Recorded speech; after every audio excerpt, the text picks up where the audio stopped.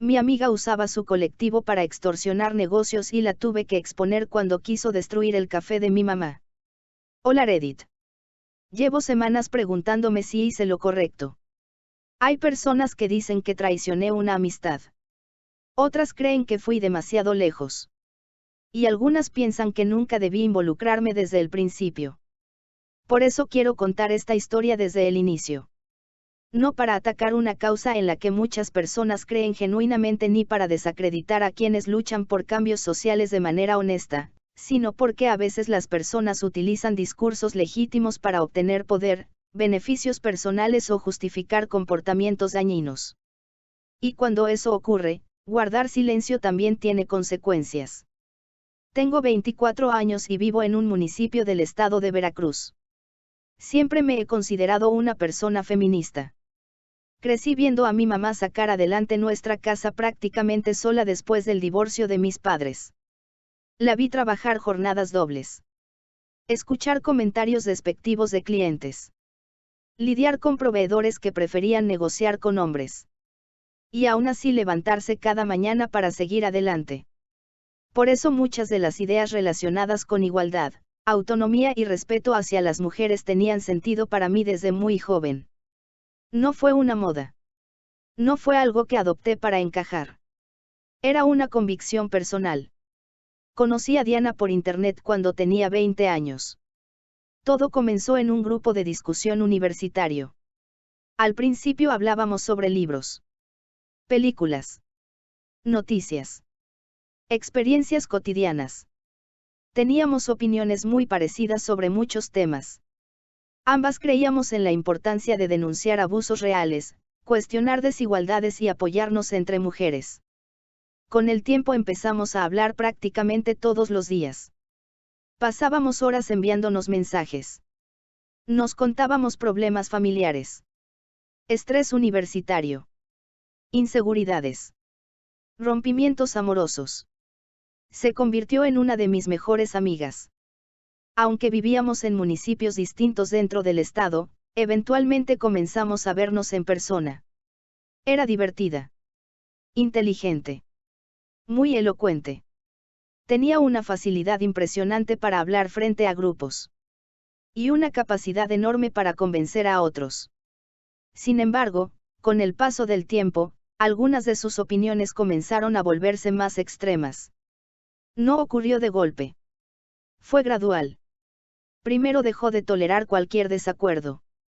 Después empezó a clasificar a las personas como aliadas o enemigas dependiendo de si compartían exactamente sus puntos de vista. Más tarde adoptó una postura donde cualquier matiz era interpretado como traición.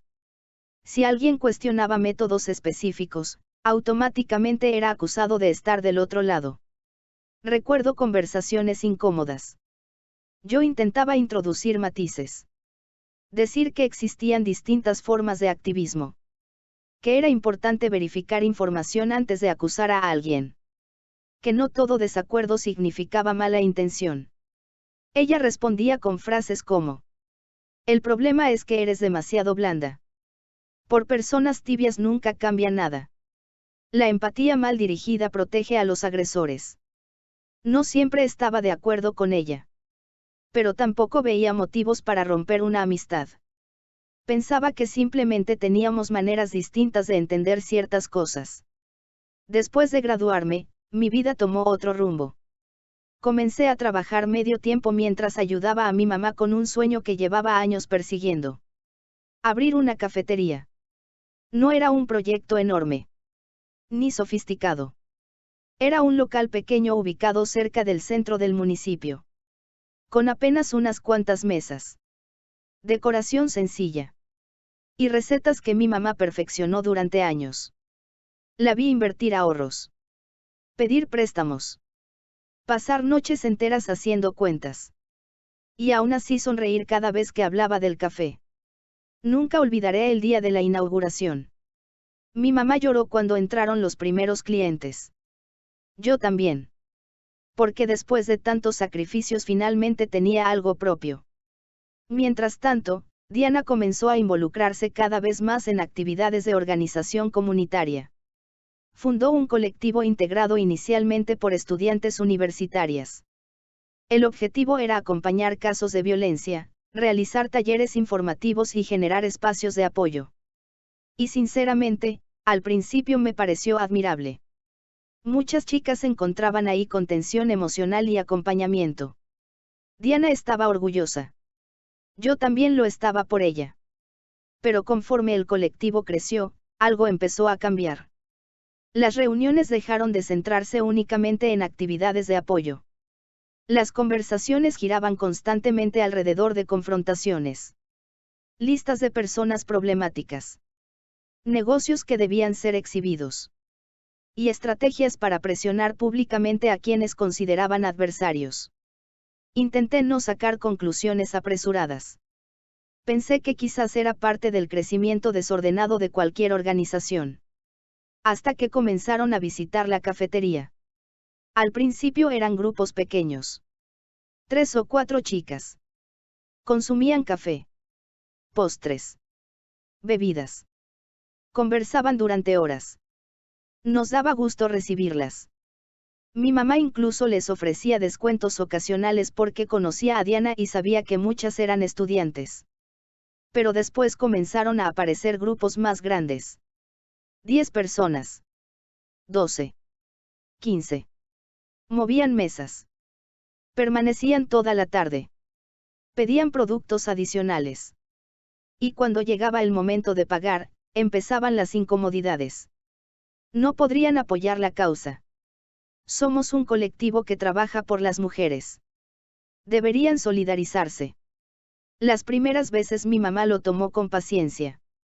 Asumió que atravesaban dificultades económicas. Ofreció facilidades. Aceptó pagos parciales. Incluso absorbió algunos consumos. Pero aquello comenzó a repetirse. Cada semana. A veces 2 veces por semana. Consumían cantidades importantes. Y después insinuaban que cobrarles era una falta de compromiso social. Recuerdo una tarde particularmente incómoda. Una de las integrantes dijo: los negocios dirigidos por mujeres deberían entender que esto es una inversión para la comunidad. Mi mamá sonrió nerviosamente. Y respondió: hijas, yo también tengo que pagar renta, luz y proveedores. La conversación terminó ahí. Pero el patrón continuó. Intenté hablar con Diana. Le expliqué que el café apenas estaba comenzando. Que mi mamá estaba haciendo enormes sacrificios para mantenerlo. Esperaba comprensión. En cambio, respondió: tu mamá debería verlo como una forma de aportar. Me quedé desconcertada. Aportar no puede significar trabajar gratis. Diana rodó los ojos. A veces siento que te olvidaste de dónde vienes. Aquella frase me dolió más de lo que quisiera admitir. Porque implicaba que cuestionar abusos económicos equivalía a abandonar principios. Durante meses intentamos manejar la situación con diplomacia. Mi mamá evitaba confrontaciones. Yo seguía buscando diálogo. Pero cada vez era más evidente que algunas integrantes del colectivo asumían que el café existía para satisfacer sus necesidades sin límites. Y entonces ocurrió el incidente que lo cambió todo. Un sábado particularmente concurrido, un grupo numeroso del colectivo ocupó gran parte del local. Consumieron bebidas. Alimentos. Postres. Permanecieron más de 4 horas. Cuando llegó la cuenta, una de ellas sonrió y dijo: ya sabes cómo funciona. Mi mamá respiró profundamente. Y por primera vez respondió algo distinto. No. No funciona así. Tienen que pagar lo que consumieron. El ambiente cambió inmediatamente. Diana se puso de pie. Y la expresión de su rostro me hizo sentir un escalofrío.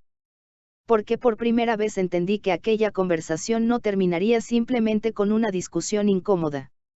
Y jamás imaginé hasta dónde estaba dispuesta a llegar una persona a la que alguna vez llamé mi mejor amiga. Después de que mi mamá les pidió que pagaran la cuenta, el ambiente dentro de la cafetería cambió por completo. Hasta ese momento yo todavía creía que todo podía resolverse con una conversación incómoda. Pensé que Diana se molestaría, quizá dejaría de visitarnos durante un tiempo y la amistad terminaría enfriándose. Nunca imaginé lo que ocurrió después. Diana dejó lentamente la taza sobre la mesa. Miró a mi mamá. Luego me miró a mí. Y dijo algo que todavía recuerdo palabra por palabra. Qué decepción ver a mujeres reproduciendo las mismas violencias de siempre. El local quedó en silencio. Mi mamá frunció el ceño. Hija, lo único que estoy pidiendo es que paguen lo que consumieron. Y eso es más importante que apoyar una causa. Respondió Diana. Mi mamá respiró hondo antes de contestar. ¿Con qué pago la renta? ¿Con qué compro café? ¿Con qué le pago a quienes trabajan aquí? Algunas integrantes del colectivo comenzaron a murmurar entre ellas. Otras sacaron sus teléfonos. Y yo sentí un nudo en el estómago. Porque conocía esa mirada en Diana. Era la misma expresión que ponía cuando sentía que alguien la había contradicho públicamente. No dijo nada más. Sacó dinero suficiente para cubrir solo una pequeña parte de la cuenta. Después tomó su bolsa. Vámonos. Y salieron del local. Mi mamá intentó sonreír. Pero en cuanto la puerta se cerró, apoyó las manos sobre la barra. Creo que esto no terminó aquí. Yo tampoco lo creía. Pero todavía esperaba estar equivocada. Esa misma noche comenzaron a aparecer publicaciones en redes sociales. Primero fueron indirectas. Mensajes ambiguos sobre negocios que decían apoyar a las mujeres mientras lucraban con el sufrimiento ajeno. Luego llegaron publicaciones más específicas. Capturas de pantalla. Comentarios insinuando que existía una cafetería administrada por personas que humillaban y maltrataban a mujeres organizadas. No mencionaban el nombre del negocio. Todavía no. Pero quienes conocían a Diana sabían perfectamente a quién se refería. Intenté llamarla. No respondió. Le envié mensajes. Nada. 2 días después apareció la primera publicación directa. El nombre del café. Fotografías del local. Y una acusación que me dejó helada. Según el comunicado difundido por el colectivo, la cafetería era un espacio misógino, hostil y violento hacia las mujeres. No existían detalles concretos. No mencionaban hechos específicos. Pero el lenguaje utilizado era contundente. Invitaban a sus seguidoras a dejar de consumir ahí. A compartir sus experiencias negativas. A advertir a otras mujeres. El efecto fue inmediato. Las redes sociales comenzaron a llenarse de comentarios. Algunas personas preguntaban qué había ocurrido. Otras condenaban automáticamente al negocio. Y algunas afirmaban haber escuchado historias similares. Historias que jamás habían ocurrido. Mi mamá lloró por primera vez aquella noche. No por orgullo. No por enojo. Sino por miedo. ¿Y si nadie vuelve? Me preguntó. No supe qué responder. Porque yo también tenía miedo. Durante los días siguientes, la situación empeoró. La calificación del café en Internet comenzó a bajar. Aparecieron reseñas negativas escritas por personas que nunca habían visitado el local. Algunas afirmaban haber sido víctimas de malos tratos. Otras describían situaciones completamente inventadas. Y aunque algunos clientes habituales nos defendían, el daño era evidente. La afluencia disminuyó. Las ventas bajaron. Mi mamá comenzó a revisar cuentas una y otra vez. Haciendo cálculos. Intentando descubrir cuánto tiempo podríamos resistir. Y yo. Yo me sentía culpable. Porque había sido yo quien llevó a Diana a nuestras vidas. Una tarde encontré a mi mamá revisando las mesas vacías. Lo vamos a sacar adelante, le dije. Ella sonrió con tristeza. No estoy segura de que sea suficiente. Aquella frase me rompió el corazón. Porque conocía todo lo que había sacrificado para abrir ese lugar. Había utilizado sus ahorros. Había pedido préstamos. Había trabajado hasta el agotamiento. Y ahora veía cómo años de esfuerzo podían desaparecer por una campaña construida sobre mentiras. Fue entonces cuando dejé de intentar salvar mi amistad con Diana. Y decidí defender a mi familia. Comencé a reunir pruebas. No para desacreditar causas legítimas. No para atacar movimientos sociales. Sino para mostrar exactamente lo que había ocurrido. Revisé conversaciones antiguas. Mensajes. Recibos. Fotografías. Y descubrí algo que me hizo hervir la sangre. No éramos el único negocio. Encontré capturas donde integrantes del colectivo hablaban de cafeterías, restaurantes y pequeños comercios que se habían negado a proporcionar productos gratuitos. En algunos mensajes utilizaban frases como: hay que hacer presión. Aprenderán a colaborar. Sin nosotras, sus negocios pierden visibilidad. Y una que jamás olvidaré. Siempre podemos contar nuestra versión. Me quedé mirando la pantalla durante varios minutos. Porque entendí algo que hasta entonces me había resistido a aceptar. Esto no había sido una reacción impulsiva. Existía un patrón. Además, varias exintegrantes del colectivo comenzaron a contactarme. Una de ellas me escribió después de ver lo que estaba ocurriendo. Me contó que se había alejado meses atrás precisamente porque no estaba de acuerdo con ciertas prácticas. Según ella, algunas integrantes utilizaban la influencia del grupo para obtener beneficios personales. Comidas. Productos. Descuentos. Y cuando alguien se negaba, aparecían amenazas veladas sobre denuncias públicas. Otra joven me envió conversaciones donde cuestionaba esos métodos y era acusada de traicionar la causa. Poco a poco fui armando una cronología completa. Y entonces tomé una decisión que me aterraba. Iba a hacerlo público. Pasé noches enteras dudando. Sabía perfectamente que habría personas que interpretarían mi denuncia como un ataque hacia todas las activistas. Y eso era justamente lo que quería evitar. Porque seguía creyendo en muchas de las razones que originalmente me acercaron a esos espacios.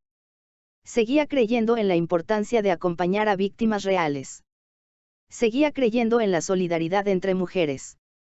Pero también creía que ninguna causa justificaba la manipulación. Ni el abuso. Ni las acusaciones falsas. Así que escribí un comunicado.